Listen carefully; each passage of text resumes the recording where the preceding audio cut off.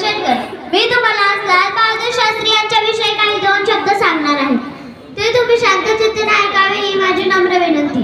भारताच्या इतिहासातील एक असे सोनेरी पान, भारताच्या इतिहासातील एक असे सोनेरी पान आजही घुमतो नाराजांचा जय जवान जय किसान. आजही घुमतो नाराजांचा जय जवान जय किसान.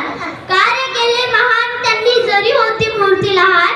कार्य केले महान त्यांनी जरी होती मूर्ती लहान. लाल बहादूर शास्त्री म्हणजे भारत देशाची शान. लाल बहादूर शास्त्री म्हणजे भारत देशाची शान. भारताचे दुसरे पंतप्रधान लाल बहादूर शास्त्री यांचा जन्म 2 ऑक्टोबर 1904 रोजी झाला. त्यांच्या वडिलांचे नाव शारदा प्रसाद व त्यांच्या आईचे नाव रामदुलारी देवी असे होते. लाल बहादूर श्रीवास्तव त्यांचे आडनाव होते. लाल बहादूर शास्त्री यांना लहानपणी नन्हे असे म्हणत. लाल बहादूर शास्त्री हे 1.5 वर्षाचे असताना त्यांच्या वडिलांचा मृत्यू झाला. घरची परिस्थिती अतिशय हलाखीची होती. अशा परिस्थितीत त्यांनी शिक्षण घेतले. ते मॅट्रिक मध्ये असताना गांधीजींच्या असहकार आंदोलनात सहभागी झाले.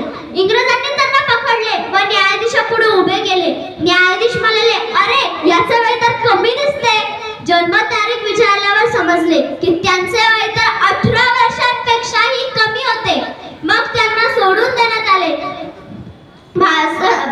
देशप्रेमाचा संस्कार त्यांच्यावर लहानपणीच झाला होता. महात्मा गांधीजींना ते आपले गुरु मानत होते. त्या गुरूंकडून, शाळेतील शिक्षकांकडून त्यांना देशप्रेमाचे धडे मिळत असे. पुढे लाल बहादूर शास्त्री हे मदन मोहन मालवीय यांच्या बनारस हिंदू विश्वविद्यालयात कला शाखेत प्रवेश घेतला.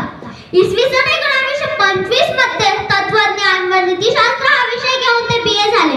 त्यांनी फक्त पदवी मिळवली नाही तर गुणपत्रके, प्रमाणपत्रके दिखाव्यासाठी घेतले नाही तर खऱ्या अर्थाने ज्ञान मिळवले होते.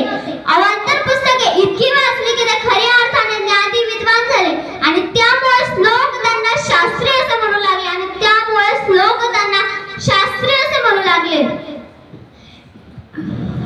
महात्मा गांधीजींच्या प्रत्येक आंदोलनात शास्त्रीजी सहभागी होत होते.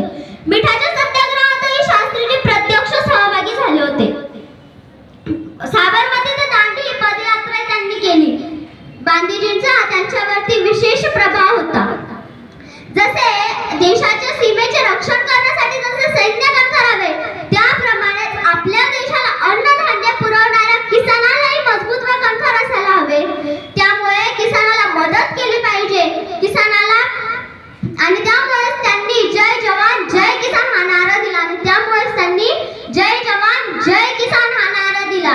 आणि आजही तो नारा भारताच्या मातीच्या कणाकणात आणि प्रत्येक भारतीयाच्या मनामनात आहे. असे हे आपले शास्त्रीजी, ज्यांना पदाचा संपत्तीचा मोह नव्हता. अशा अष्टपैलू व्यक्तिमत्व, स्वतंत्र सेनानी, भारताच्या अशा अष्टपैलू स्वतंत्र